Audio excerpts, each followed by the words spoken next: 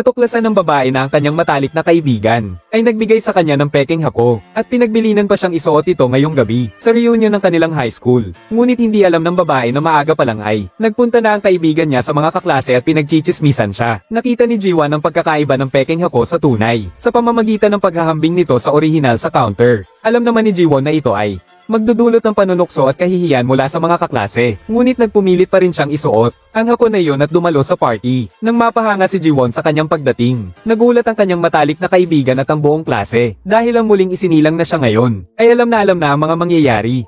Isang araw bago ang party, hinanap ni Jiwon ang lahat ng kanyang mga damit pero wala siyang nagustuhan. At saka, inaya siya ng bagong kaibigan niyang si Hyun, na mamasyal. Pagdating ni Jiwon sa pinag-usapan nilang lugar, nakita niya ang pagkakaiba ng hako na regalo ng kanyang matalik na kaibigan at ang nasa display. Dahil dito, naalala ni Jiwon ang mga alaala niya sa nakaraan niyang buhay. Noong panahong iyon, bukod sa kanyang matalik na kaibigan, wala nang. Bukod doon ay wala na siyang ibang kaibigan. Pero ang matalik na kaibigan niya ay madalas na mainis dahil sa maliliit na bagay. At pagkatapos ay sinasadya siyang pahirapan si Jiwon. At maging ang sariling boyfriend niya para lang mapasaya ang matalik na kaibigan, ay naging kakampi rin nito. Habang inaalala ni Jiwon ang mga sandaling ito, bigla siyang naistorbo ni Zien na dumating. At sa oras na iyon, nakilala agad ni ZNC. Ang hako niya ay isang pekeng produkto. At ipinakita pa niya kay Jiwon ang tunay na hako sa kanyang tenga, na kumikinang-kinang. Nang kumain silang dalawa sa isang restaurant, ipinaliwanag ni Jiwon kay Hyun kung bakit ayaw niyang pumunta sa reunion. Noong high school pala, si Jiwon ay madalas na binubuli ng mga bully sa klase dahil sa kawalan ng tiwala sa sarili. Pero hinikayat siya ni Hyun na harapin ang kanyang mga takot para mapabilib ang lahat sa kanya. Dahil sa mga salitang iyon ni Zien, napagtagumpayan ni Jiwon ang kanyang takot at nagpas siyang baguhin ang kanyang sarili. Pagkatapos ay masayang inimbitahan ni Zien si Jiwon sa madalas nilang puntahan na barbershop para magpaayos. Nakatingin si Jiwon sa kanyang refleksyon sa salamin. Pinagupit niya ang kanyang mahabang buhok na hindi pa niya nasusubukan noon. At nagpa-makeup pa si Zien sa kanya. At inayos ng gusto ang mga kuko niya kasama ang nail artist. Suot ni Jiwon ang kanyang bagong anyo. Isang sexy at backless na gown at mga stilettos. Nang makita niya ang kanyang magandang ayos, hindi napigilan ni Jiwon ang pagtulo ng kanyang mga luha. Naalala niya ang kanyang itsura nung siya ay may malubhang sakit sa nakaraang buhay. Ganap na magkaiba sa kanyang itsura ngayon. Si Zien na nakakita sa eksena ay hindi rin napigilan ang pinupuri ang kagandahan ni Jiwon. Ang ganda, gusto mo ba?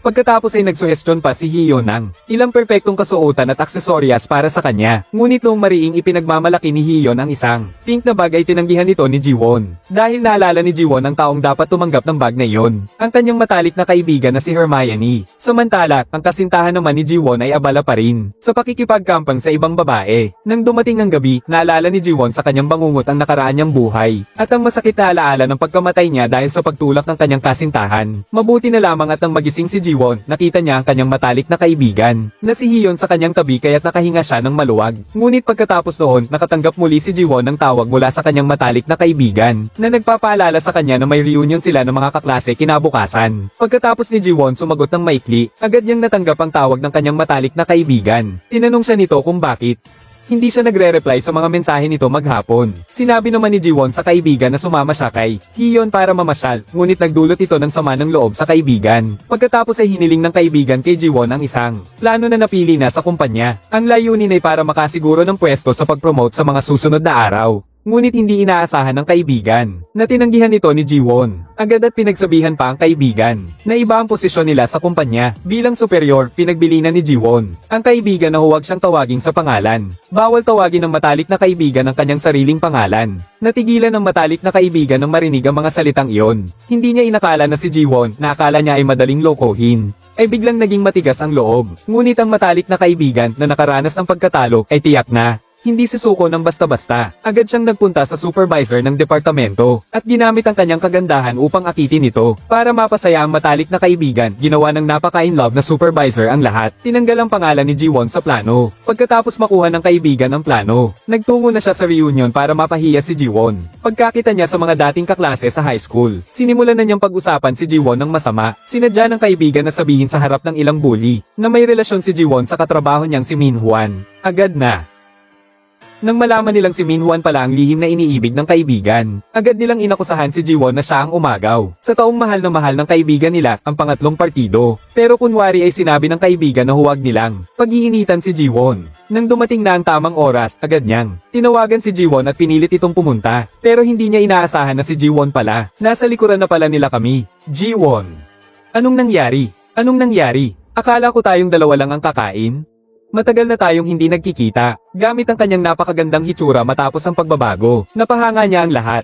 At ang mga dating kaklase niyang lalaki ay biglang nagbago ng isip ng 180 degrees. Nagbago ang kanyang saloobin at nagbigay ng pwesto para kay Jiwon. Pero sa oras na yon, ang bully ay may masamang ekspresyon sa mukha, at itinuro ang pagkakaiba ng hako ni Jiwon sa hako ng kaibigan niya. Si Jiwon, sa gulat, ay inayos ang kanyang buhok at ipinakita ang kumikinang-kinang na hako na may diamante. Samantalang ang kaibigan naman na may kaparehong hako ay mukhang walang kinang at parang peking alahas. Wow, ginagaya mo siya, ano?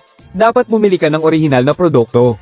Marami na ring peking produkto ngayon na napakagaganda ng pagkakagawa. Hay nako, kung wala namang pera, pwede namang bumili ng peking produkto. Noong bago pa umalis, si Hyun ay nagpalit na ng isang pares ng orihinal na hako para kay Jiwon. Kaya naman ang kaibigang medyo nahihiya ay napilitang tanggalin ang kanyang peking produkto. Pagkatapos ay nagdahilan si Jiwon na pupunta sa banyo. Alam niya kasing susunod din ng mga bully. Bulong-bulungan nila ang masasamang bagay tungkol sa kanya. At gaya nga ng inaasahan, pagpasok ng mga ito ay pinagbintangan na nila. Si Jiwon na mayabang at inaapi ang kaibigan. Ngunit naalala nila na kanina ay nasa banyo rin si Jiwon. Kaya isa-isa nilang sinipa ang mga pinto ng cubicle para hanapin siya. At sa sumunod na segundo, si Jiwon na ang naunang sumipa ng pinto. Nagulat ang mga bully dahil sa pagdating ni Jiwon. At ngayon, hindi na magpapapi si Jiwon. Sa pang-aapi at masasamang tingin nila. Pagkatapos, ipinakita ni Jiwon ang peke. Niyang ako na regalo ng kaibigan at sinabi ang totoo. Pero peke nga pala.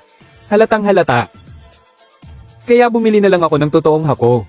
Pero pareho pa rin naman ang estilo ng couple earrings, di ba?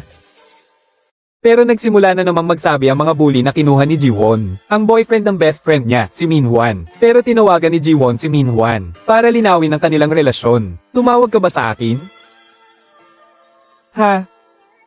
Para hindi ka mag-alala at makapag-enjoy ka, hindi na kita tinawagan. Siguro ay nadampi lang. Ganun pala, sakto naman. Batiin mo na ang mga kaibigan ko. Mga kaibigan, kumusta? Kumusta, kaibigan ako ni Kang Jiwon. Totoo bang boyfriend ka ni Kang Jiwon?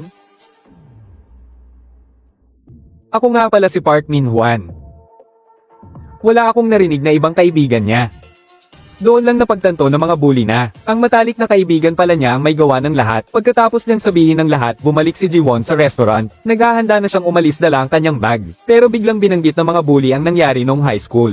Napinayuhan daw ni Jiwon ang matalik niyang kaibigan noon na makipaghiwalay kay Yunho, isang kaklase nilang lalaki. Ngunit isiniwalat ni Jiwon ang totoo, inamin niya ang ginawa ng kanyang matalik na kaibigan. Hindi naman talaga ako naging karelasyon ni Enhao. Pero ang moldito kong kaibigan, sinadya niyang sabihin noon na naging kami ni Enhao pero hindi niya sinabi sa akin. Lihim daw kaming nagde-date, kaya hindi ko raw sinabi sa'yo. Alam ko ba o hindi? Nako, ang nakakatakot naman, ang sanggit ni Kang Jiwon. Dahil sa masamang ugali mo, kaya wala kang kaibigan. Dahil nagtatanim ka ng sama ng loob, kaya ako rin ay nagtatanim din. Ngunit hindi inaasahan, biglang dumating si Yunho sa mismong party. Si Jung Sumin at ako ay hindi naging magkarelasyon.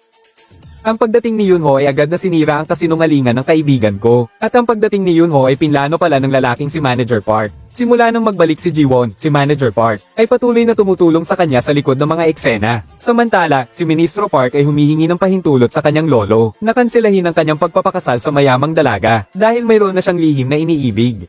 Alam ng lolo niya ang ugali ni Ministro Park, ngunit pansamantala ay pumayag din siya. At maliwanag na si Jiwon ang gusto ni Ministro Park. Pagkatapos, pumunta rin si Ministro Park sa lugar ng reunion ng mga kaklase ni Jiwon para hintayin siyang lumabas. Nakita niya ang bagong anyo ni Jiwon. Agad siyang naaakit dito. Pero dumating din si Yunho at hinawakan ng kamay ni Jiwon. Nang mga panahong high school pa sila, palihim pala siyang may gusto kay Jiwon. Ngayong nagkita ulit sila, nagtapat agad si Yunho kay Jiwon. Dati pa. Gusto kita.